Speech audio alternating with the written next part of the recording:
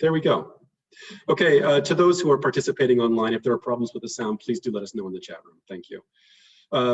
Thank you very much for the welcome, Tapsi, and thank you very much to Nanyang Technological University for allowing me to speak to the first in this series of talks in the history department.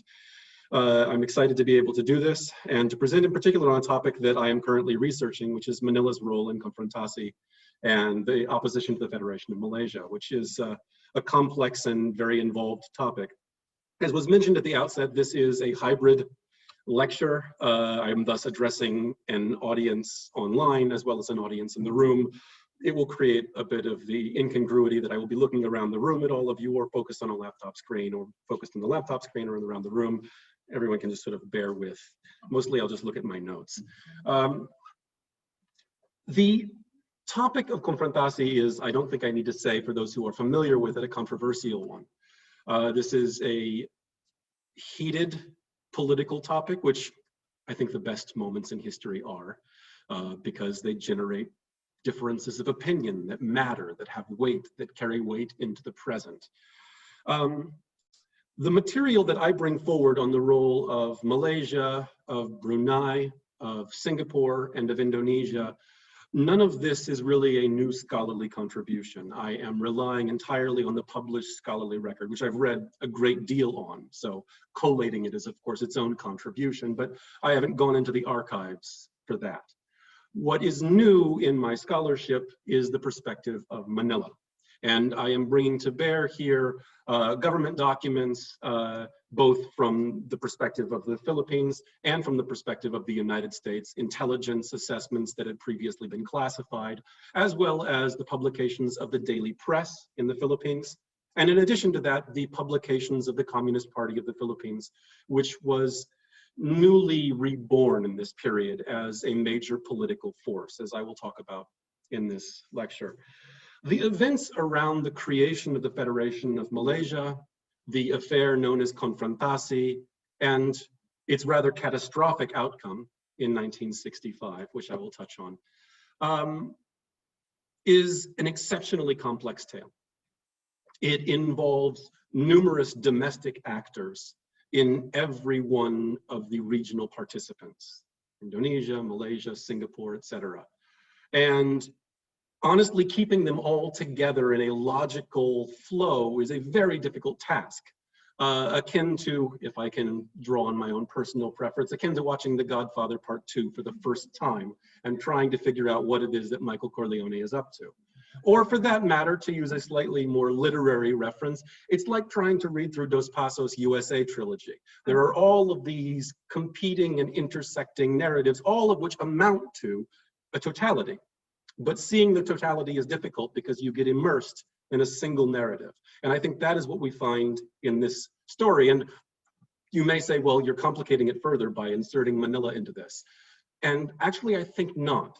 I think by seeing the Philippines as a central actor to this dispute, the outcome is a certain clarification, because there are certain commonalities that underline what I think are the key elements to the event, the affair known as Konfrontasi.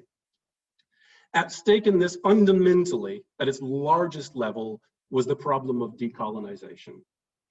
We're looking at an affair that stretched from largely the Second World War and the Japanese occupation through to, I would like to say, 1965.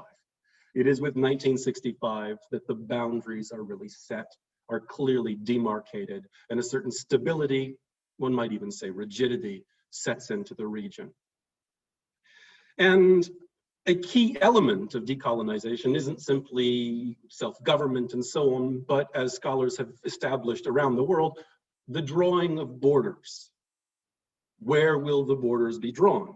And every nation state, almost every single one in the world, there is a certain artificiality to the borders, a geographical artificiality to the way in which they are drawn. They reflect a particular historical juncture and the interests that were comprised of various social forces when those lines were drawn, as well as the entire legacy of colonialism. What is more, the nations that are then imagined within these borders, these imagined communities, which are imagined in service to the construction of nation, these always were imagined at the expense of alternative possible imaginings, alternative possible nations. And the borders that were drawn did not simply contain populations, they divided them.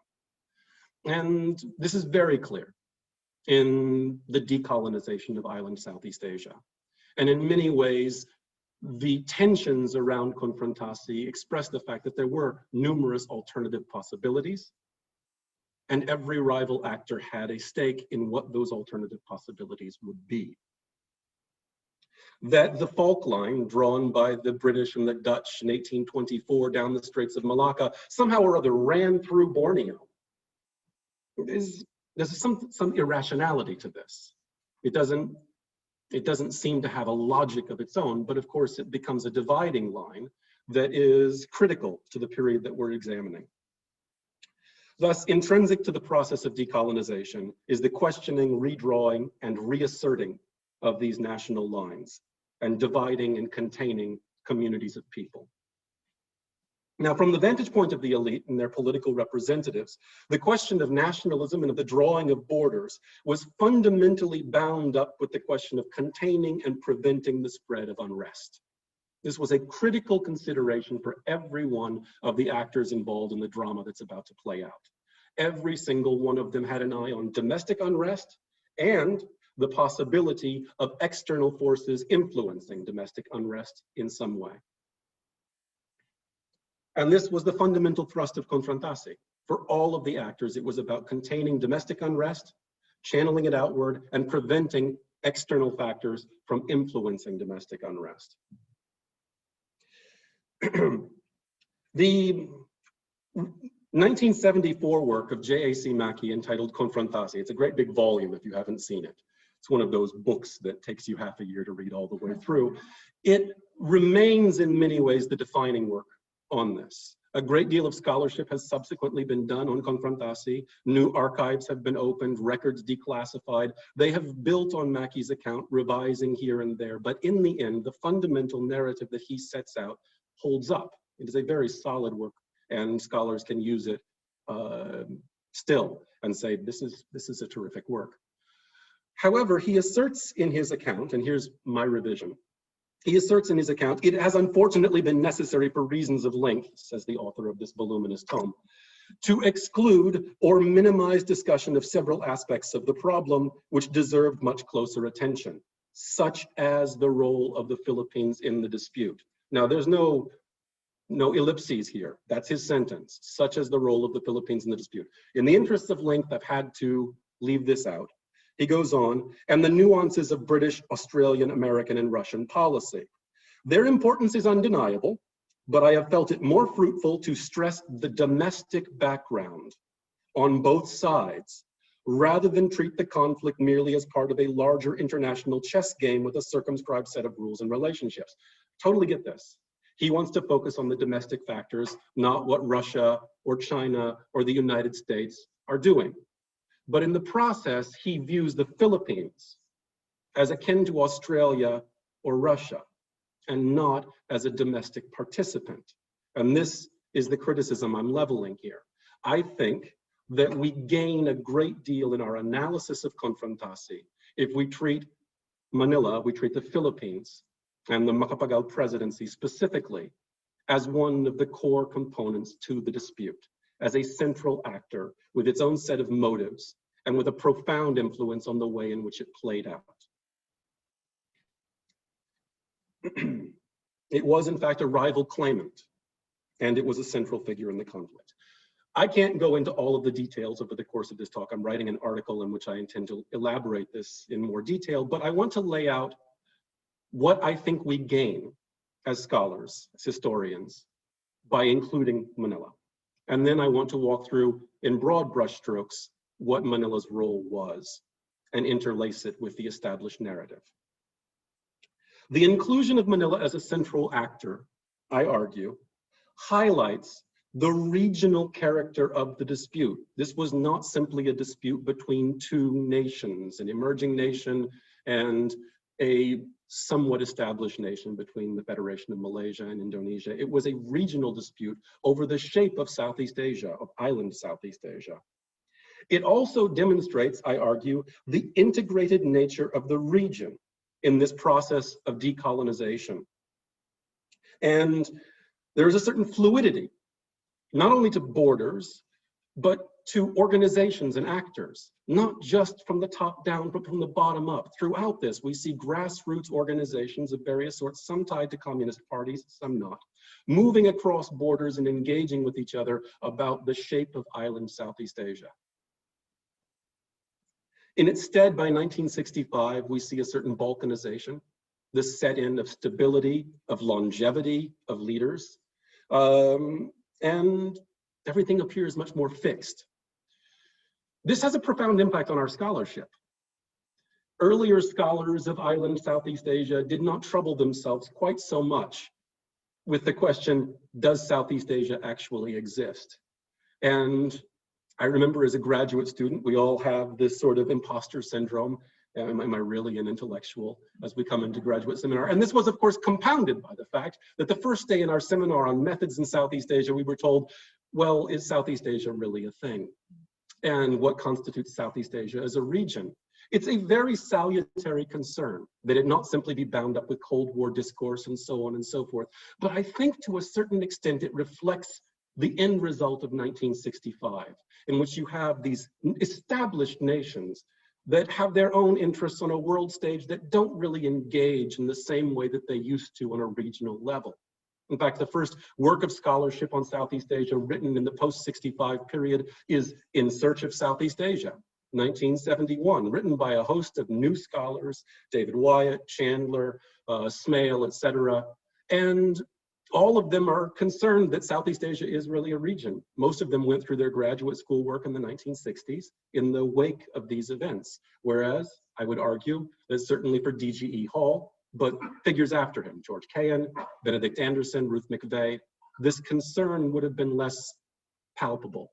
Southeast Asia was a region. It was living as a region every day. And I think, first point, by incorporating Manila into our understanding of the Federation of Malaysia, Konfrontasi, and so on, we recognize that this is a very dynamic region. This isn't a border dispute over Borneo. This is about the shape of island Southeast Asia. Second, incorporating Manila highlights the fact that in every one of these countries, there was an emerging social crisis that had taken on a quite sharp form. Sukarno certainly was dealing with this in ways that I'll touch upon, but so was the Tunku, so was Lee Kuan Yew, so was Macapagal, so for that matter was Azahari in Brunei. Every single one of these figures was dealing with a domestic social crisis, strikes, seizures of land by peasants, bus strikes, and so on. There was, throughout the region, a sort of domestic instability. And in every one of these countries, again, by bringing in Manila, we see this, the role of the Partido Komunista ng Pilipinas, the PKP. There was a left force, sometimes communist, sometimes perhaps communist, and so on, but nonetheless, that's fundamental function was to attempt to channel this unrest outward. The focus of every one of these parties at this moment was the concern over Konfrontasi, over regional politics. At the same time, cautioning its membership, tact at home. We need an alliance with Macapagal. We need an alliance with Sukarno, and we have to maintain that alliance. And if we transgress the boundaries of property, if we strike, if we seize land, we jeopardize that relationship. Every one of the major leaders involved saw the solution to the domestic crisis in some form of irredentism, in an outward expansion. The Tunku looked to secure northern Sumatra. Lee Kuan Yew saw the solution to the problems of Singapore and the creation of the Federation of Malaysia. Macapagal saw the problem of communism being thwarted by taking Sabah. Sukarno saw the problems within Indonesia, balancing between the PKI and the military, resolved through his policy of Konfrontasi.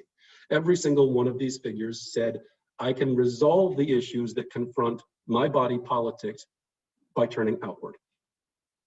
But it wasn't simply a question of irredentism. This outward orientation was, in a striking fashion for every single one of these actors, bound up with the need to contain the Chinese working population. This is very explicit. Macapagal highlights this. By bringing in Manila, this becomes very clearly underlined because Manila said as much. The problem of Malaysia, and I'm going to deal with this, from the vantage point of the Philippines was, it brought Singapore to Sabah in one unit to the borders of the Philippines. And the unrest, first of all in the Malayan emergency, but more importantly from the vantage point of Macapagal, exemplified by bus strikes, the creation of the Barisan Socialist, and so on. All of these posed an immense threat to Manila's interests. And he said, I oppose the Federation of Malaysia, Sabah is Philippine territory, and if I control Sabah, I have a barrier, a buffer between me and the Chinese. And by seeing this, I think we see a commonality to every single one of the actors involved. That the task of controlling not all Chinese, but the substantial majority, the Chinese working population, was a critical consideration for all of the actors involved. And thus, while at the Manila Summit of July to August 1963, Lee Kuan Yew was the great absence, right? The notably absent figure. Who was present at the Manila Summit of 1963, the Tunku, Sukarno, and Macapagal, discussing the fate of Malaysia, discussing the fate of what became Konfrontasi. While Lee Kuan Yew was the noteworthy absence, nonetheless, the central concern was what happens to Singapore. This was the concern for everyone involved. What triggered this? Decolonization. I'm going to walk through the narrative now and play out Manila's role within this. And if some of the references I've made, some of you don't recognize them, they'll fit in now. The British are decolonizing. They see a bleeding of funds east of Suez, and they need to stem this. This declining, the declining coffers of the British government was a growing concern for the Macmillan government. And it mounted until you finally have the British gold crisis in the latter half of the 1960s. There was a need to stem the flow of money east of Suez by ending the colonies, but retaining the bases, in particular in Singapore. The British need to retain their military bases. And thus, the manner in which these are handed over is a critical concern. At the same time, there is a social crisis of unrest within Singapore that is finding political expression. The PAP was breaking apart in early 1961 between an English-educated moderate wing and a Chinese-educated trade union majority. And we see this split in 1961 leading to the founding of Barisan Socialist and the creation of a rump PAP, the residue, which was left with 26 out of 51 seats, a majority of 1. Lee Kuan Yew knew that in the 1964 Singapore-wide elections, if there had not been a merger to create the Federation of Malaysia, it was likely that Barisan Socialist would win. There are domestic policies involved. And at the same time, the Malayan Ministry of External Affairs, so the vantage point of Tunku Abdul Rahman, asserted, unless therefore we can commit Borneo territories without reservation to Greater Malaysia, there will be no alternative but to allow Singapore to go communist. The conception is this: if you have a Federation of Malaysia created between Singapore and the Malay Peninsula, Malaya, while leaving the Borneo territories separate, you'll have a Chinese majority, working class Chinese population, and we'll have, this is the statement of the Malay Ministry of External Affairs, not mine, Singapore will go communist. That's the concern. The Brits had the same concern. The Cabinet Defense Committee stated, if Greater Malaysia, meaning including the Bornean territories, is not in view before the review of the Singapore Constitution in 1963, we will have to suspend the Constitution, perhaps for an indefinite period. We should be very ill-placed in Singapore if we had to maintain our position in circumstances of local hostility. Domestic unrest resolves itself through outward expansion. The Federation of Malaysia was seen as the solution to this, and that required the incorporation of the Bornean territories. When this was announced in 1961, the solution to the problem of Singapore, etc., and to the British loss of funds east of Suez, the need to maintain military bases. It's all very neat and tidy scheme considered in the Colonial Office and the Office of Commonwealth Affairs. When this was announced, in Manila, there was consternation. In particular, from the Sultan of Sulu in the Philippines, who had a claim, a proprietary claim, and a territorial claim to Sabah from the old Sulu Sultanate. The old Sulu Sultanate incorporated not simply the southern islands of Sulu, but a portion, not all of it, it's not exactly congruous, of North Borneo, what became known as Sabah. And they recognized that if the Federation of Malaysia went ahead, they would lose this claim. Their fundamental concern here was not territory. At this time, they were not interested in reestablishing the Sultanate, although they may assert that at different points in their history, this was not the concern of 61, 62, 63. The fundamental concern was that the British were supposed to be paying rent for the claim of the Sulu Sultanate. It was a lease, they argued, and that lease needed to be extended. And if the Federation of Malaysia were created, they needed to be assured that they would continue to receive money, or that they would receive money for their claim to Sabah. A number, there's no other word for them, a number of adventurers, profiteers, had attempted to turn the territorial claim of the Sulu Sultanate into gold at various points in history from the late 1940s into the 1960s. One of them, a man named Nikos Manya, figures very prominently in our story. Nikos Manya came from one of the most prominent political families in the Philippines, based out of Cebu in the Visayas. And he was sort of a ne'er-do-well, a rich scalawag. I don't know how else to term him. He was the son of the aristocracy. To be honest, I think when the Commonwealth Office saw him, they knew his type. They recognized the sons of the aristocracy and their adventures and swindles. And Nikos Manya contacted the Sultan of Sulu and said, look, I can put your claim forward. We need to form a corporation. So they formed the Kiram Corporation, based on the Sultan Kiram. And the Kiram Corporation asserted the proprietary claim of the Sulu Sultanate to Sabah. And Nikos Manya went to the British office and so on and so forth to promote this. The entire thing has an almost farcical character to it. It's bizarre. One of the other members of the Kiram Corporation was a white Russian, an aristocratic Russian who lost out during the Russian Revolution, who claimed that he was one of the people who murdered Rasputin. Okay. And trading on this notoriety, he sort of levied himself as something of an actor in Southeast Asia and was a member of the board of the Kiram Corporation. This is a shady character, okay? And in 1961, when the British announced, we're going ahead with the Federation of Malaysia and it's going to incorporate the Bornean territories, Nikos Manya sees a problem. And he tries to turn this into a claim for money. The British say, take a hike. So he does something else. He reaches out to A.M. Azahari in Brunei. And it is actually one of the most striking aspects of my research on this. The Brunei Revolt, which in many ways is the precipitating factor in Konfrontasi, originates in Manila to a very large extent. It originates with the Kiram Corporation and with Nikos Manya.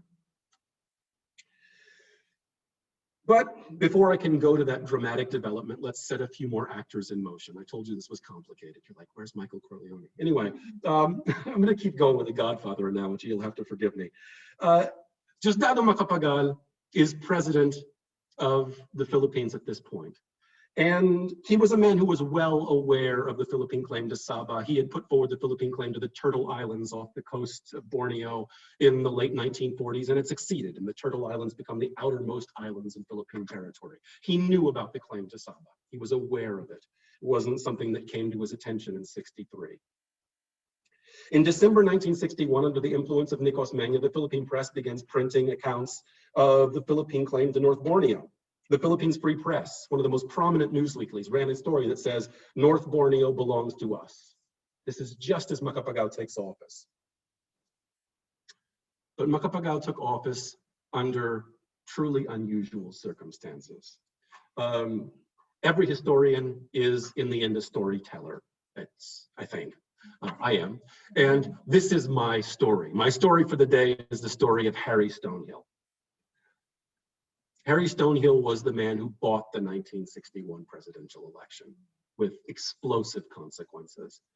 Harry Stonehill, I can't go into all the details, it's a wonderful story. Born Harry Steinberg, a Polish Jew in Chicago, he travels to the Philippines in the Second World War and sticks around and sees a business opportunity selling chocolate bars and cigarettes taken out of the A rations that were left over from the US military. And then he recognizes an opportunity and he smuggles Virginia tobacco into the country because it's a better strain of tobacco than the domestic variants that had been used to create cigars. And he creates a business empire out of this. Amazing story. He's truly an amazing man. I may sound like I have a certain begrudging admiration for him. He was corrupt as hell. When Time magazine wrote a story on Harry Stonehill, they said Harry Stonehill resembles the sort of character that the late Sidney Greenstreet used to play in the Warner Brothers beaded curtain thrillers. So think the Maltese Falcon, something like that. I'm going to keep going with movie references. Harry Stonehill was a larger than life carpetbagger crook, okay? And he established a business empire. And the local elite hated him because who is this upstart GI, right? Who now encroaches on our turf. And the American community hated him. You know, that's not how we do it. We stay at the Army Navy Club, we go to the US Embassy, we don't. There are all sorts of terrible phrases they used to use for this. The one that's most common is go native. It's a horrible phrase, but that is how they talked about Harry Stonehill, right? So he has a number of enemies, but he's gotten quite wealthy. Among his friends, by the way, is Stan Lee, the Marvel Comics guy. He has to make a cameo everywhere. Here's his cameo. Stan Lee said that Harry Stonehill was the greatest guy. Apparently they were GI buddies. At any rate, Harry Stonehill needs political influence, and in the 1961 presidential election, it's a three-way race. Diosdado Macapagal, vice president, is running for president. Carlos Garcia, whom the Americans do not like, current president, is running for re-election. And Rogelio de la Rosa, a movie star turned senator and brother-in-law of Macapagal, is running for office. You had to know that the Macapagal family table was having some uncomfortable conversations as Rogelio de la Rosa was acting as a spoiler in the presidential election and threatening to undermine Macapagal's election. Harry Stonehill goes to Macapagal and says, and we know this now based on declassified documents from the US Embassy, as well as from court transcripts from 2011, which I worked through very carefully.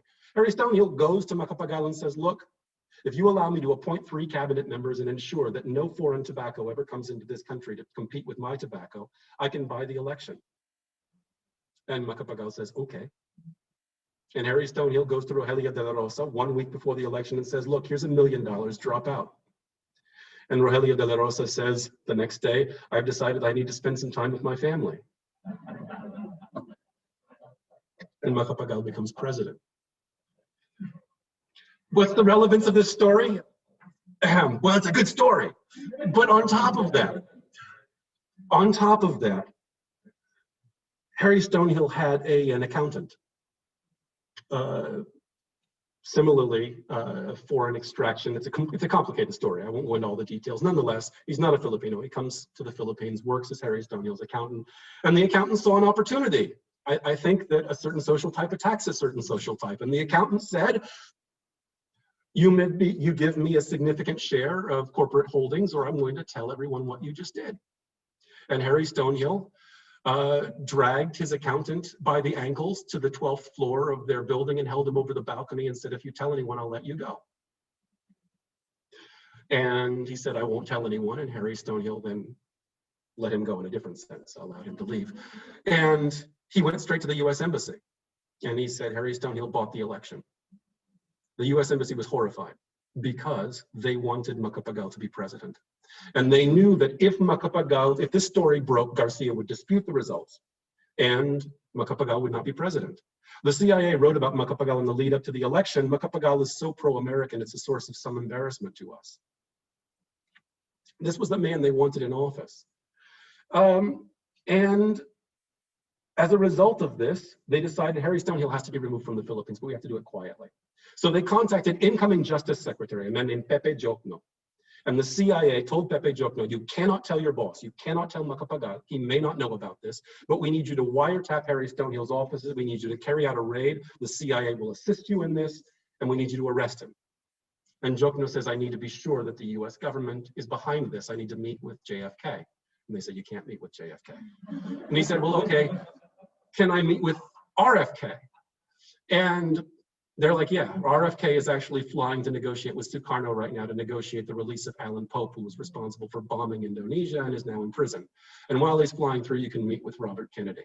So Jokno meets with Bobby Kennedy, and Bobby Kennedy says, yeah, we need you to arrest Harry Stonehill, but don't tell Macapagal. And so Jokno does. And Macapagal finds out when it breaks across the press. As a result of this, long story short, and yes, I did just want to tell this story. Long story short, Macapagal has for about a year a complete falling out with the United States. Washington's boy becomes a staunch anti-colonialist for about 1 year. It's a very critical year, from 1962 to 1963. It wasn't just the personal effrontery of this. It was the fact that as a result of Harry Stonehill saying, don't let any tobacco in, Macapagal didn't let the tobacco in from the United States. The US Tobacco, who they own, a number of legislators in the United States, said, you let that tobacco in or we're not going to pay you any war credits for the damages that were caused during World War II, which was perhaps the most important piece of legislation in the United States in the eyes of the Philippines. And they did. They succeeded in blocking payment to Filipino veterans of World War II because tobacco wasn't allowed into the country. So because of this falling out over Harry Stonehill, there was a brief period of independence. Macapagal said, you know how July 4 is Philippine Independence Day? That's Philippine-American Friendship Day. Independence Day is June 12th. That's when we declared our independence from Spain. That's our Independence Day. And you know how we wear Americana, that is to say a suit and tie? We're not going to wear that anymore. Formal attire is now the Barong Tagalog. In many ways, these are very superficial nationalist measures, right? You're changing your shirts, you're changing your dates. But they indicated a certain shift. And it is in this period, looking to present himself as the continuator of what he called the unfinished revolution, and beginning to secure support from the newly reborn Partido Komunista ng Pilipinas, the Philippine Communist Party, despite the fact that Macapagal himself was a diehard anti-communist. Because he was presenting himself as an anti-imperialist, he began to ally with the other figure in the region who put forward similar rhetoric, Sukarno. And in fact, they used the same language. Macapagal began to speak of the neo-colonial forces and so on. He began to speak of newly emerging forces. He began to speak of the need to carry out an unfinished revolution. It is in this context then that in December 1962, actually late November, A.M. Mazahari, the founder of the Partai Rakyat Brunei, the People's Party of Brunei, travels to the Philippines. J.A.C. Mackey, in a phrase that I find absolutely wonderful, described the Brunei Revolt as a trivial, almost Gilbertian little affair. Right? Gilbert and Sullivan. But I have to point out, I'm going to build on his little metaphor, Azahari, the very model of a modern major general, was in Manila at the time that the revolt broke out. The central figure at the time, you wouldn't know it now, you look back on it and you know about Azahari and maybe you know about Zaini or something, but the central figure at the time in the eyes of the world press was not Azahari, it was Nick Osmeña. Nick Osmeña was the spokesperson of the Brunei Revolt and on the Revolutionary Council of the Brunei Revolt. Along with him were a number of other leading Filipino figures, including a cabinet member in the Macapagal administration, Hermenegildo Atienza. There were others, Primitivo Mejares, who was a journalist and subsequently associated with the Marcos administration and then an opponent of the Marcos administration. The point is this, it was deeply embedded in the interests of the Philippines.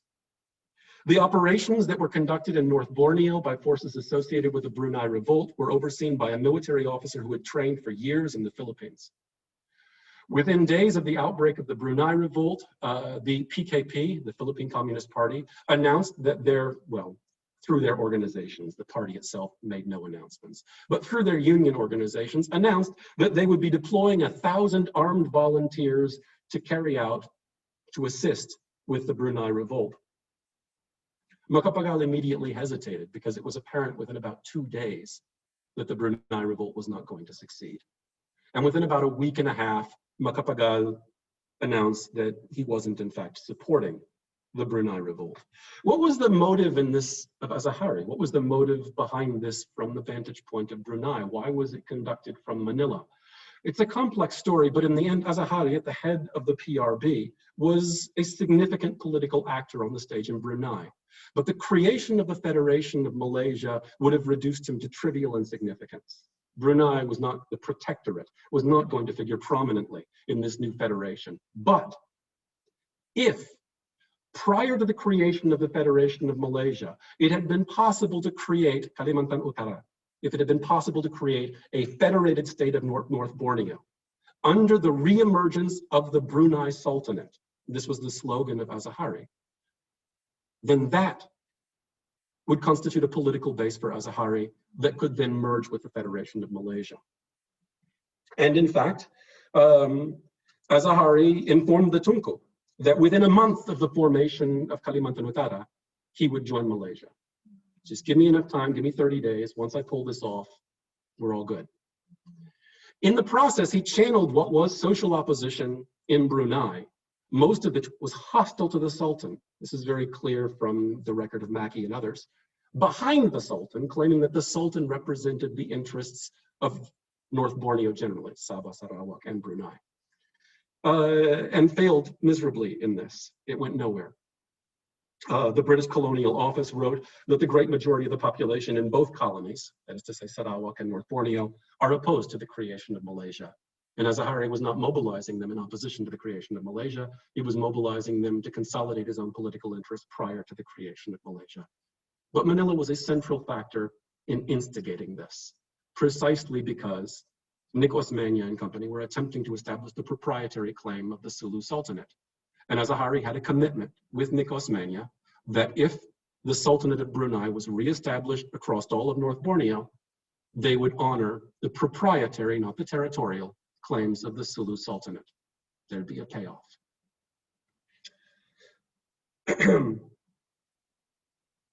Sukarno, meanwhile, had to bring Indonesia in at this point, because prior to the Brunei Revolt, Indonesia had made no specific statements against the formation of the Federation of Malaysia. They had not declared their opposition to the Federation of Malaysia. And in fact, Subandrio had made a couple statements saying that they weren't opposed to it, the foreign minister Subandrio. It was with the Brunei Revolt that we begin to see Indonesia's strident propaganda against the formation of Malaysia. Why? Historically, in retrospect, it's incredibly obvious, painfully obvious, that Sukarno was at the top of a volcano. He was sort of a Bonapartist figure, balancing between competing interests.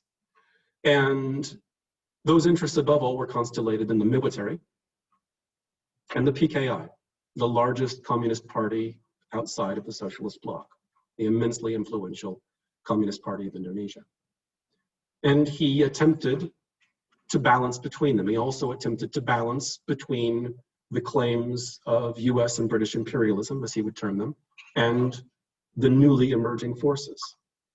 And this balancing act that he was compelled to engage in, both by his geopolitical position and his social position, lent every action that he had a certain volatility, a certain immediate pragmatism. And a good many scholars have attributed this to the psychology of Sukarno, and doubtless that played a role. But in the end, I think it was the social function that he had. And the problem was that in 1962, the West Irian campaign was ending. The military had been mobilized to complete the creation of Indonesia by ending the last of the Dutch colonial holdings and so on. And a great deal of anti-colonial rhetoric was invested in this. And it was able to channel both the PKI, who could denounce imperialism, and the military, who could maintain a state of martial law. Both of them had a common interest. And Sukarno was able to ride atop them. But as the West Irian campaign ended, Sukarno confronted a situation in which would martial law be extended? What would the military say if he rescinded it? Could he maintain the military at its current enormous size? What would the PKI say, and how could he maintain control over workers and peasants who were becoming increasingly restive? There were seizures being carried out on the states, strikes that were being conducted, and the PKI repeatedly, in 1963-64 said, don't seize the estates. Sukarno is going to open a NASACOM cabinet that will incorporate Communist Party members, calling for tact. Opposition to the Federation of Malaysia presented Sukarno with the opportunity to once again take all of these domestic tensions and channel them outward. And in much the same way that Manila was attempting to do. Manila's interests in many ways are an almost exact reflection of the interests of the Indonesian military. If you read what Manila, that is to say Macapagal, and the official establishment are saying at this time, the line that is established by the Indonesian military, also closely tied to Washington in many ways. They have a similar orientation, a similar interest, and they follow a similar pattern, as I'll demonstrate. The military not only, however, had ties to the United States, it was also funded to a certain extent by the Soviet Union that sold arms to Jakarta. And the small arms that were used in the West Irian campaign had been secured from the Soviet Union. The PKI, meanwhile, because of the Sino-Soviet split, was opposed to the Soviet Union and increasingly oriented towards Beijing. Again, tensions playing out in society have an international correlate.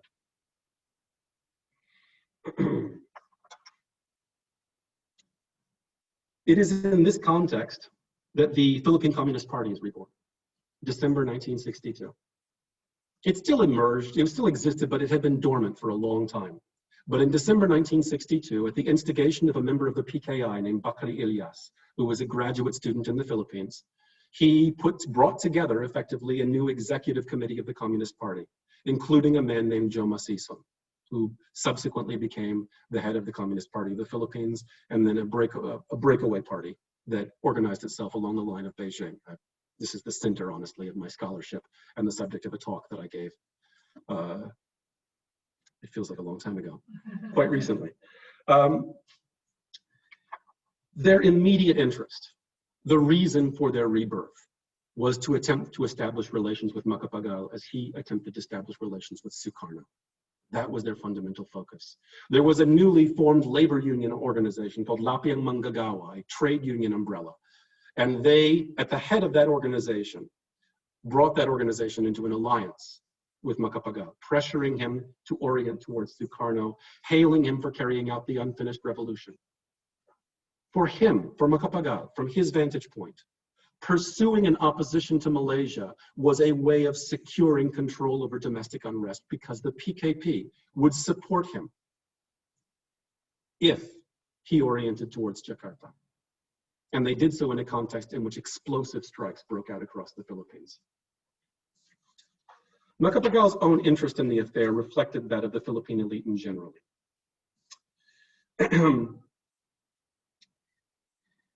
His Foreign Affairs Secretary, Salvador Lopez, stated, Macapagal's concept of Maphilindo, right?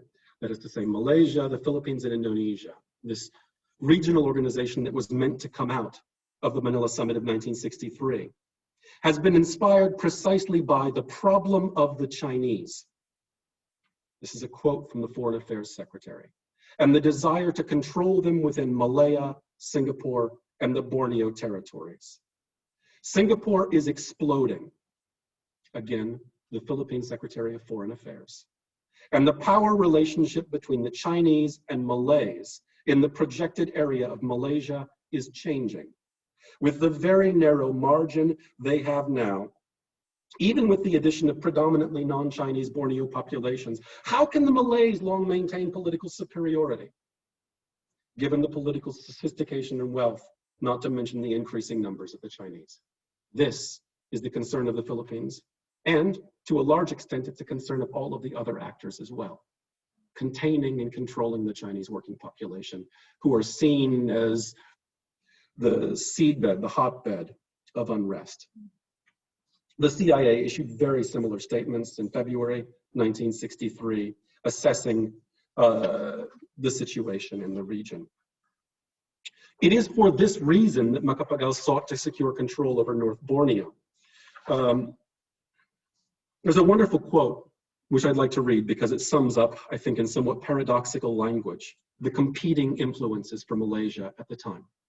This is a quote from a scholar named Noble, the Philippine claim to Sabah. Security was an essential consideration. See if you can figure out who's involved here. Malaysia was necessary to prevent the spread of communism. That's the Tunku and Lee Kuan Yew. Malaysia was dangerous because it facilitated the spread of communism. That's the Philippines. Malaysia was intolerable because it threatened Indonesia with bases directed not against communism, but against newly emerging forces. That's Indonesia. Malaysia would make territories involved strong and stable. Insufficiently strong and stable. Or too strong and stable.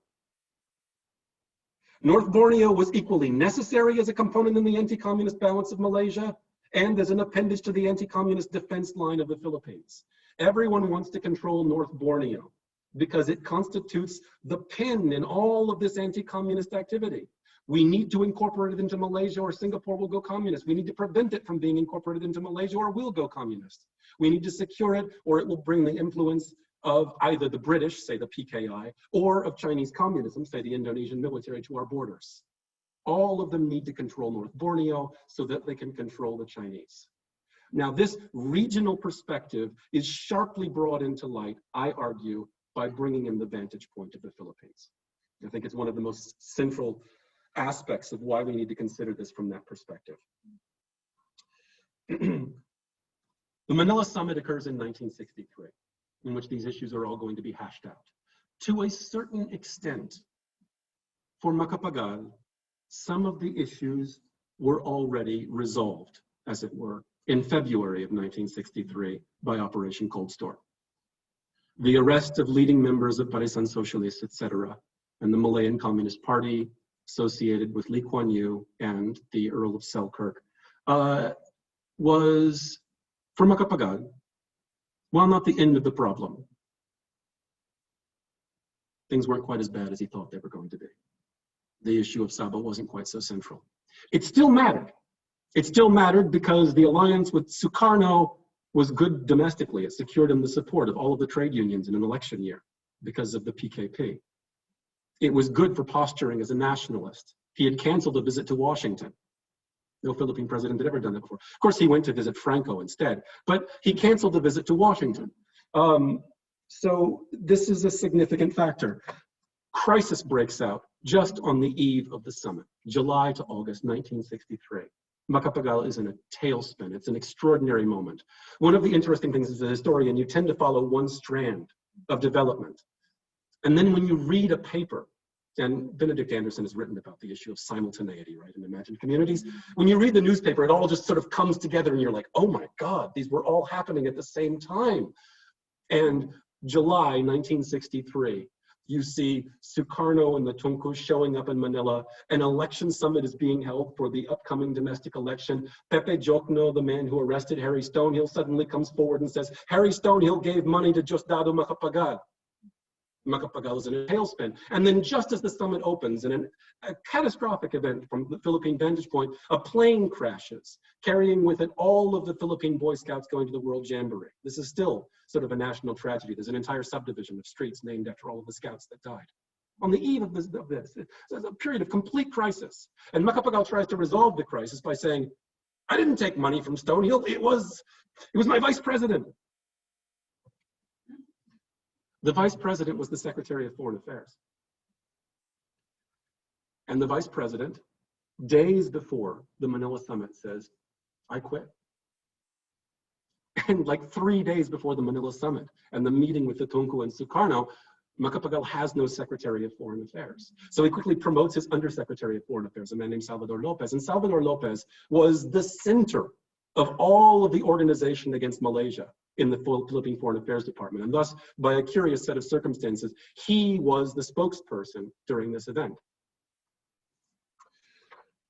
It wouldn't be a significant contribution to scholarship if I went through all the details of the Manila Summit. We know most of them. Some of the most interesting details come from the scholar George Cahan, who was part of Sukarno's entourage, was staying with the Indonesian delegation and snuck out every night to meet at the back door of the USO with Howard Jones, the US ambassador to Indonesia. And they would like compare notes, and then Cahan would go back to the Indonesian delegation. It's in Kayan's memoirs. It's rather amusing. Kayan also reports that on the opening day of the Manila Summit, Macapagal delivered his opening address, and his first words were, "The question in everyone's minds, will this summit be a success?" And Kayan says, "And the power went out." I don't know, it's something, as a Philippine scholar, I have to say that that's classic. It's great. The upshot of the Manila Summit and all of the negotiations was to reach out to Utan, the Secretary General of the United Nations, and say, look, we need a referendum. Now we can't have a popular referendum. There's no time. Malaysia is going to be declared in a few days. We just need you to poll existing elected leaders and see if they want to join Malaysia or not. This is a fix. Everyone knows it. The outcome of this election, the British know it, the Filipinos, the Indonesians, everybody's saying in the confidential memoranda that you can read through now, we know what's going to happen. But it allows us to present as if there was an element of self-determination by polling the elected leaders and by having watchers. The problem was that the head of the Commonwealth Office, Duncan Sandys, he'd be damned if he'd let anyone tell the British how to dispose of their colony. This sort of the idea that the United Nations would supervise this and so on. The Americans were deeply upset by this. They referred to him as John Bull in a china shop.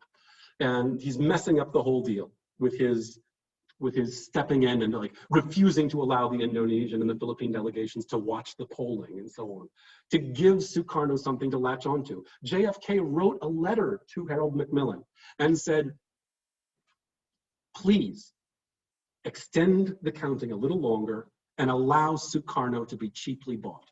Direct quote. They did not. They were under a lot of pressure actually from Lee Kuan Yew, who felt the need to hold an election, etc., and said, I'm going to announce a mini Malaysia if the Tunku won't go ahead with the Malaysia right now. And the Tunku was under pressure. The Tunku went to Duncan Sandys. Duncan Sandys said, all right, announce Malaysia. And before the polling was done, they said, well, we're going to have a Federation of Malaysia. You can keep polling, but it's going to happen September 16th. Now, this is where it gets interesting. I think everyone knows who's familiar with this history that on September 16th, there were protests in which there were riots, whatever, that attacked the British consulate in Jakarta and that stoned it and so on. It's a very interesting narrative. What's often left out is that there was also an attack on the Indonesian consulate and the Garuda, the symbol, was stepped on by the Tunku and said, go bury that. But what's particularly left out is this. In the Philippines, there were protests in the streets outside the British consulate shouting the slogan, Ganjang Malaysia, crush Malaysia. Rocks were thrown through the British consulate windows and so on and so forth. This isn't part of the established narrative. The narrative is Indonesia, Malaysia. But in fact, the old crush Malaysia and so on was a key component of protests in the Philippines as well. Macapagal established economic ties with Jakarta, and it was conceived that Manila would replace Singapore as the entrepot for the region. That was the purpose of this trade deal that he established with Indonesia. It went nowhere. Manila couldn't replace Singapore.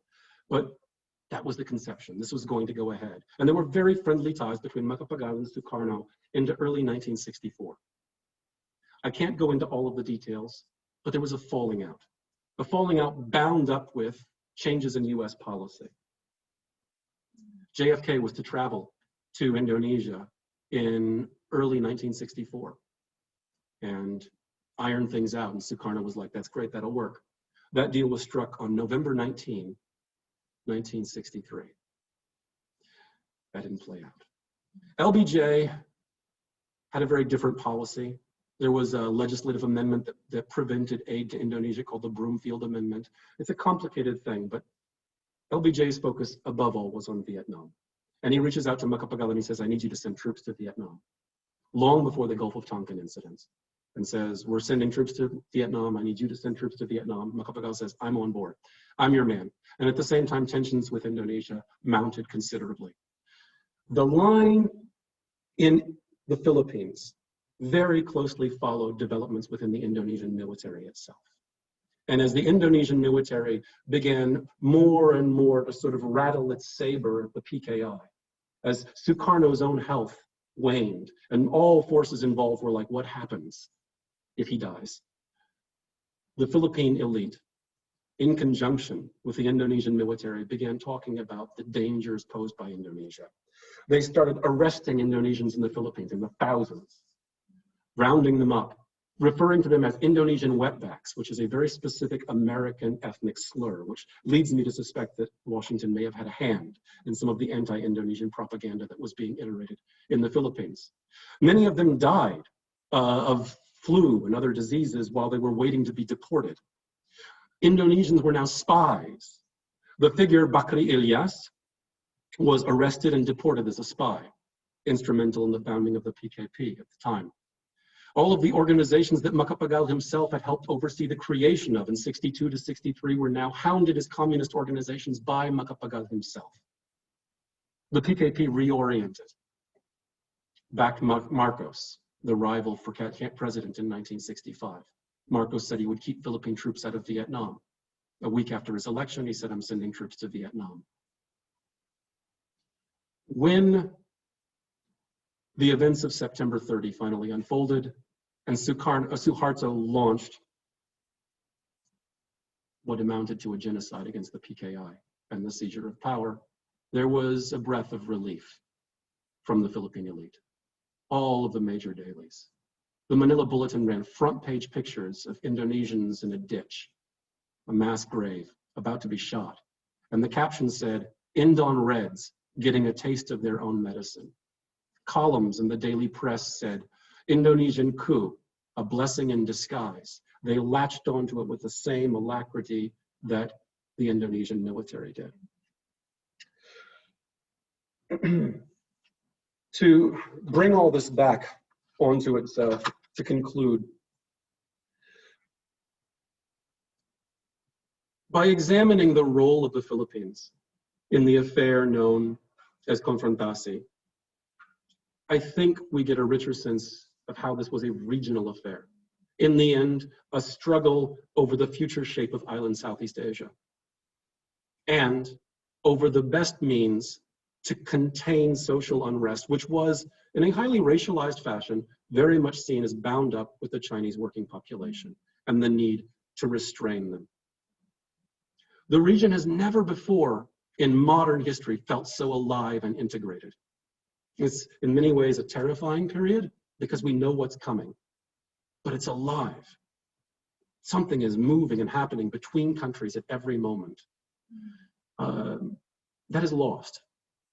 In the wake of 1965, we have Operation Rolling Thunder in Vietnam, the slaughter of the PKI in Indonesia, the breakup to a certain extent of the Federation of Malaysia, the independence of Singapore, and the establishment of rulers that we will see for the next 3 decades. Ferdinand Marcos takes office in 1965, imposes dictatorship in 1972, Suharto, etc. There's a certain stability, a certain rigidity. It feels very different. It feels very national. It feels less regional. And I think looking at this period and bringing Manila into the center of it allows us to see an earlier time when decolonization was still a process and when all of this was still very much in flux. So with that, I'll turn to questions. Thank you so much.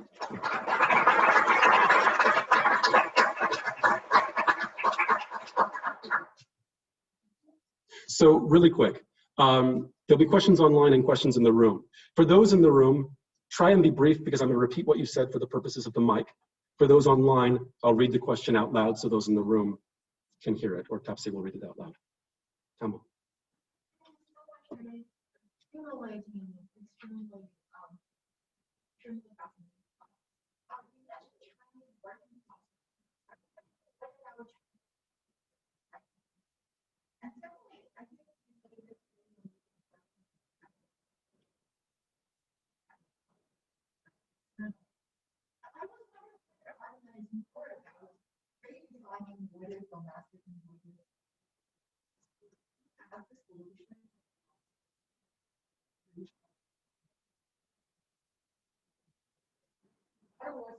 Exactly the community and leaders to reformulate lots of the economic issues.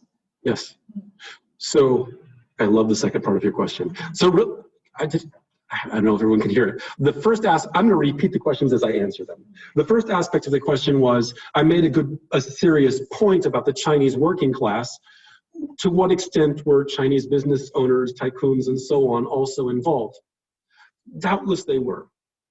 However, what I have read, everything that I have found in the confidential papers of the government, or in the writings of Macapagal, or in the account that Kahan records of his interview with the Philippine Secretary of Foreign Affairs, has a very singular focus. It isn't simply racial, it's class. And it's not simply class, it's racial. He's not just talking about the working class, but he's not just talking about the Chinese. He's talking about Chinese workers. Now, it may not be that every time they say Chinese, they say workers, or every time they say workers, they say Chinese. But in every passage, they're going to clarify that they're talking about Chinese workers, that they're talking about Chinese workers by talk about things like strikes, right? So what was the broader racial conception? I don't know. But it seems to me that there was a class component to their racial fears, and there was very much a racial aspect to their class fears. These were inseparably bound up with each other. The second question that you asked was, I spoke about this sort of projecting the domestic outward onto the external and so on, and you make a really good point that I'm just going to steal that and incorporate it in my article, and I'll put a little footnote. But the idea is that these things weren't fixed yet. If this is the process of decolonization, there isn't yet a firmly fixed domestic or a firmly fixed external. This is exactly what's in dispute. And then fundamentally, it isn't about projecting the domestic onto the external so much as establishing what is domestic and what is external. I think that's a very valuable point. Thank you. Others? Thank you.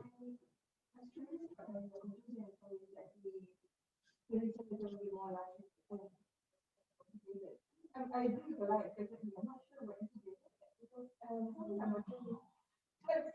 what is the shape of Southeast Asia that would have, and this is about electoral, that would have taken, that would have arisen if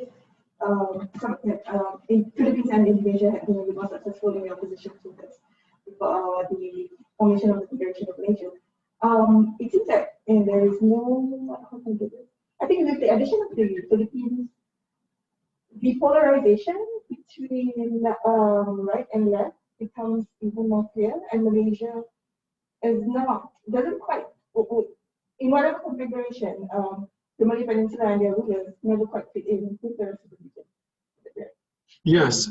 So first of all, in terms of sort of incorporating your question into my answer, in terms of the question of integration, it may be the wrong word. I don't mean to imply that they were a single organic whole. I mean that at no point in modern history can I think of a period in which actions of one day in Jakarta have an immediate impact on the broad public of Manila or Kuala Lumpur or Singapore, like that, and in which events are occurring with a certain simultaneity and connectedness. And it's not simply a top-down connectedness. This isn't the period of, say, ASEAN, where you meet regularly and then wear the preferred native dress and hold hands across and so on and so forth. This is about grassroots organizations who are constantly moving back and forth, some with government funding, some without, who are attempting to establish what will be Southeast Asia, what will be island Southeast Asia specifically. And will island Southeast Asia be Malaysian or will it be Malay? And this is a critical component of the Manila Summit because Macapagal was convinced it would be Malay. And one of the things that he disliked about the Federation of Malaysia was the idea of a Malaysian Malaysia. He wanted a Malay world for the Malay race, and he was very explicit about that. And Maphilindo was to be founded on this principle. And a Malay world for the Malay race is about excluding above all the Chinese. In terms of the alignment of interests, maybe an overlap of interests. There is an overlap of interests. A similar set of concerns, shall we say, if not interests, a similar set of concerns. Azahari is concerned about extending outward to maintain a political base of support in a situation of social crisis by creating Kalimantan Utara, right? North Borneo as a unified sultanate. And both Lee Kuan Yew and Tunku Abdul Rahman are concerned about preserving stability on the peninsula and in Singapore by incorporating North Borneo into the Federation of Malaysia. And Sukarno, I don't know that he's concerned so much about territorial expansion as he is concerned that there may be a certain appeal that allows certain layers to be drawn off towards Malaysia, and he needs to prevent that, and he's pushing outward, but to contain domestic crisis, and so is Macapagal. And while that may not be a similar set of interests, it's certainly a similar set of concerns. Perhaps that's a better formulation. There was an alignment of concerns by everyone involved. Do we have questions online? I want to get that, but I also want to make sure we go back and forth. Let's take one online. Can you read one? Sure. So one of the questions here we have is there any direct link or impact, do you think, of the Konfrontasi event to the Indonesian invasion of East Timor in 1975? Perhaps. I'll be honest, this is not an area of my expertise, and I couldn't speak to it with anything more than a reference to a book that I had read somewhere. So I would be reluctant to give a definitive answer to that. There is a direct link between the policies of Konfrontasi and the catastrophe of 65 to 66. The slaughter of the PKI, the removal of Sukarno, the installation of Suharto. These things are inextricably bound up. Not to say that one simply caused the other, but that the same underlying social tensions, further exacerbated, found expression finally in 65. But I couldn't speak to the events of East Timor with any certainty. Should I? Fantastic talk. Thank you. This is awesome. I really enjoyed it. And I like the permutations you had on spot. It's really nice. I don't know how you answer this question, but as you were talking, I was thinking much more about method than I was about content. Interesting. Something that doesn't really happen. And I was thinking about, I'm a pre-modernist more or less, and it's quite common for people to, I think, unconsciously divide method, generally speaking, talking about the pre-modern world, especially in pre-modern age, between some kind of big man theory, and you can divide it up any way you want, all the different sociological permutations of that, right? You can still divide it up into gender and race and blah. Right. But big man theory versus some kind of subaltern theory. They're trying to explain what's going on politically. Right. Once we hit the modern era, whatever that is, if it exists, then somehow all of a sudden a lot of academic discourse becomes trained on something that we might call a cluster of subaltern discourses, whereas before, people seem to be a lot more comfortable with big man theories of explanation for how politics operates. Right. Now, at the risk of sounding too binary, I think that it's an unconscious part of how academia operates when thinking about modernity versus pre-modernity. And this seems like an interesting moment to moment that you're talking about in history to broach the question of whether or not these, you considered either of these as being more important in trying to understand politics. Was there a sort of, is there a sort of big man theory orientation, some permutation of it, Right. that informs the way you look at these individual figures, Right. and the way they exercise power through practical means or through charisma or some combination of the two, Right. versus the subaltern narrative? And I asked this specifically because I feel like there was a ding going on in my head every time I heard a big man's name Right. in your talk, and then another ding, which was when I heard workers or peasants. So I'm going back and forth. Yeah. All right. So I'm just going to use this as a wonderful segue to talk about why people mention big man theory in Southeast Asia. I am going to address your question. But in the end, you have these immense social forces, which comprise both your sort of your subaltern layers and your big men in some sort of complex interaction with each other. There is no possibility of having a big man if they are not riding atop vast social forces. And these social forces aren't simply vast impersonal forces, they're comprised of social classes, right? Now, the idea that they are big men and that somehow is an embodiment of this transition from the pre-modern to the modern, was something that they themselves articulated. And they articulated it because it had been pre-articulated for them by the Berkeley Mafia. The Berkeley Mafia being a set of political scientists at UC Berkeley, my alma mater, go Bears. Just kidding. The UC Berkeley Political Science Department, which was contrary to all ideas that you may have in mind about Berkeley if you don't know the details, a very right-wing department, determined to sort of write the CV, as it were, for various dictators around the world. And they wrote the memo for Suharto in particular by coming up with what was effectively the big man theory for him and saying, you don't understand, in countries like Indonesia, we require cultural agreement rather than democracy, and cultural agreement is constellated in a single big man. And that big man, therefore, is the embodiment of the interests of the community. And Suharto, or one of his intellectuals, I would have to imagine, read this and he's like, yeah, that's why I do this, because I'm a big man. Like they said, we have a big man theory. And then he goes to Marcos in February 1972, February 14, Valentine's Day. Suharto visits Marcos, they love each other. And he tells Marcos, here's how you impose dictatorship, straight up. And Marcos is like, okay. And then Marcos has this conception of revolution from the center. I'm the big man at the center of society. I'm going to carry out revolution, a democratic revolution on behalf of everybody else. So this rhetoric of the big man, it's not simply an academic discourse. It's a discourse of those in power themselves, and it served very self-serving interests. So that's my little segue, but it's something to add to this thought about methodology. You want to take another one online? Yeah, there's another question actually about leaders or elites, and you're being asked to discuss the role of leaders or elites in Mindanao. Right. That logically is a segue from my talk, because it's bound up very much with the claim of the Sultan of Sulu and so on. I can't do it justice in a little bit of an answer tacked onto a lecture. It deserves a talk of its own. But I think it will tie into some of these other questions that I've seen popping up on my monitor, which is, why does the Philippine claim to Sabah keep coming up? It's not just one time. If you really pay attention to the newspapers, every once in a while, in a very weird way, you'll just be like, okay, war in the Middle East, and so on and so forth. And someone in the Philippines wants to claim part of Malaysia. What the hell? Right? That's just bizarre, isn't it? But no, this is a long-standing claim, and it reemerges at certain junctures. Marcos secretly trained an invasion force so that they could take back Sabah, and it was exposed by Ninoy Aquino in this sort of back and forth as they vied for who was going to rule in the Philippines.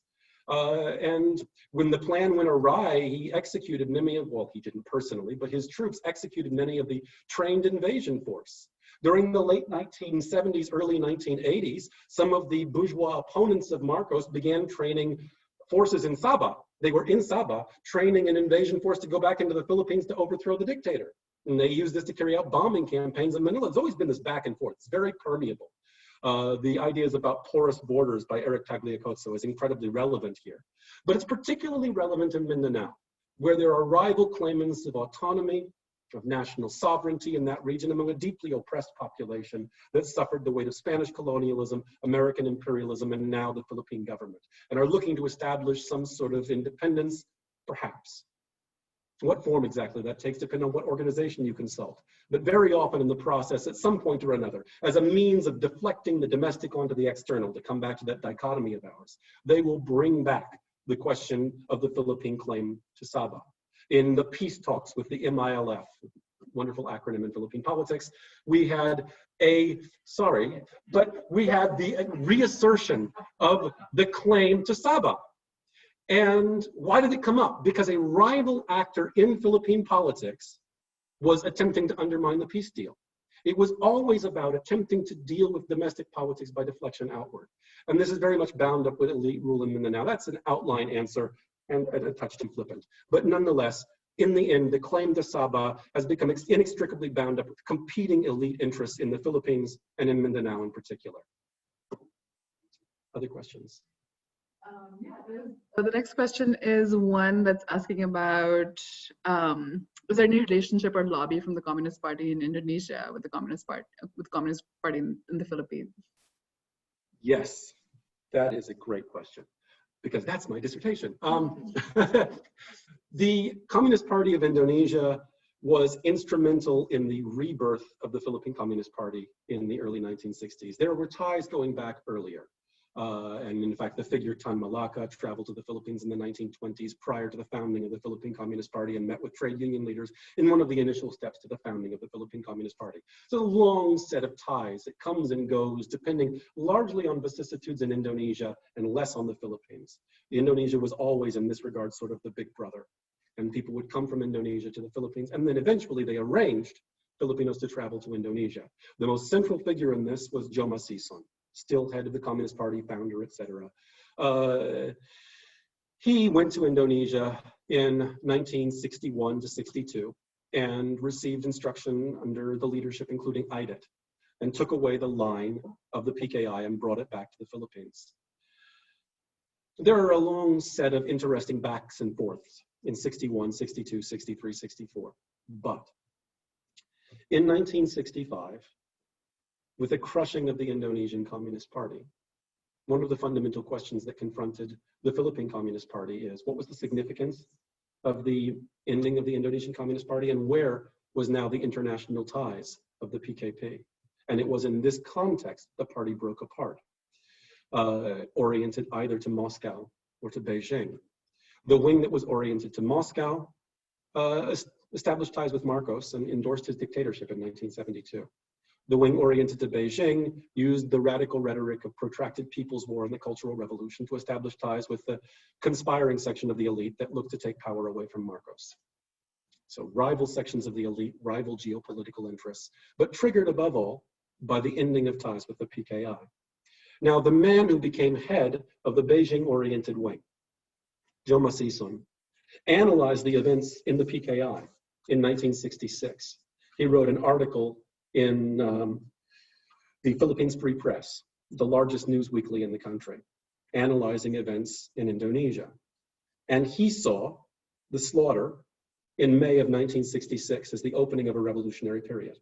This is very much in keeping with the line of Maoism at the time. Rather than the greatest defeat for the working class in Southeast Asia in memory, he saw this as the opening of a revolutionary period. Why? Because Nasution and Suharto, he said, while murdering hundreds of thousands of communists, he knew the scale of what was involved, nonetheless had organized indirectly its most persistent enemies into an organized national united front. It had brought a section of the capitalist class into an underground united front, he claimed. And they will bring in great numbers behind them into an anti-fascist struggle. That was his argument. He went on, he said that middling and left elements within the middle class have been thrust from positions of responsibility.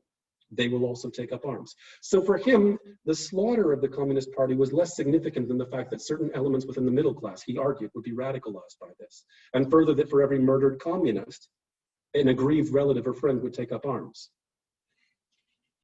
South of the Philippines, he wrote, we watch for developments to make Southeast Asia the storm center that it is supposed to be. The struggle for power in Indonesia is far from over. The struggle for power in Indonesia was over for a very long time. When the question of power came back to the fore in the 1990s, there was no longer a communist party in existence. It had been murdered. But this line, which he took from Mao, was instrumental in their assessment of martial law under Marcos. Martial law aids revolution, they said. The more that the state is fascist, the more people will rise up. So there is a shared political fate between the PKI, the PKP, and the CPP. One that is a very complicated one and worth investigating. But this is a critical moment in sort of the establishing of these ties. We time some more? I think there's one more. Okay. Does anyone here want to have a question, or should I? Let's take one more online. Okay, so let's take, there are two actually related questions. One, and excuse me if I butcher the terms, if Maphilindo was conceived as a kind of broad Malay ethno-state, then to what extent would that consider or gloss over religious differences? And there's another question saying it's in a similar way to the question above, how would the envisioned, quote, Malay world for the Malay race, and quote, ethno-state consider the nuances of cultural identity of a Hispanized Philippines or and a Javanese Indonesia? Those are terrific questions. And I think they highlight the limitations of Maphilindo. Maphilindo was, in the end, to be blunt, a half-baked scheme. It served immediately politically expedient interests. It didn't have a vision of Malay ethno-state. It was in its rhetoric. Its rhetoric was all about a Malay ethno-state. And some of this rhetoric was very sort of expansive, newly emerging forces, anti-imperialist, and so on. US Ambassador Howard Jones kind of summed it up. He said, a lot of this is pure Sukarno, which I think is an apt characterization. Which isn't to dismiss it. Sukarno was the most titanic voice in many ways of this entire affair. But it had no legs on the ground, as it were. It existed on paper. And the realization of Maphilindo was the idea that the Philippines would establish a Maphilindo office in Jakarta. We did get that far. We saw that occur, that Manila established a Maphilindo office in Jakarta. The Indonesians established some sort of an office in the Philippines. But by September 17, Malaysia had already withdrawn its ambassador from the Philippines and severed all diplomatic ties with the Philippines. So you're not exactly going to have them in Maphilindo.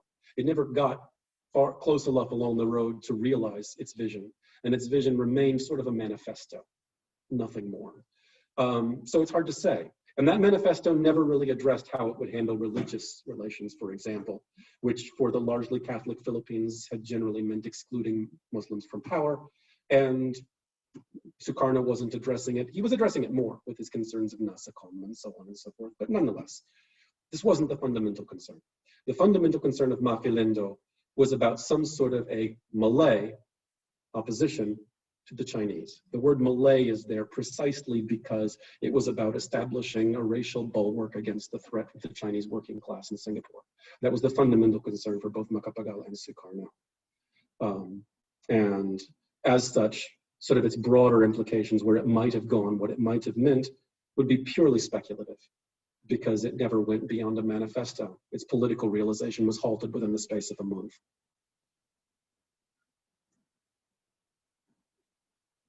So I guess that's it. One final question. One final question. Yay. 2 minutes. How about- Mhm.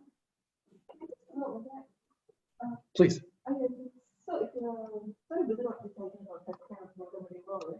What is the language of Nanyang, Malaysia? Banners. A lot of the banners said "Crush Malaysia." Okay. One of them said "Maphilindo C," which, I mean, that's Spanish. So it was very multilingual. So it was specifically Ganjang Malaysia. No, I didn't actually see one that said Ganjang Malaysia, although doubtless that was the reason why they had banners that said "Crush Malaysia." I mean, Sukarno delivered his "Crush Malaysia" speech, his Ganjang Malaysia speech, the same day that he signed a deal with Shell Oil, giving them an extended contract in the country. And the oil companies were ecstatic about Sukarno's deal. Roger Hilsman writes that this moment, July, August 1963, prior to Duncan Sandys messing the whole thing up, that's the perspective of Washington, was the moment when Sukarno abandoned communism and turned to the West. He enacts the measures of the IMF, all of them. He signs a deal with oil companies, and he's backing off on the claim to Malaysia.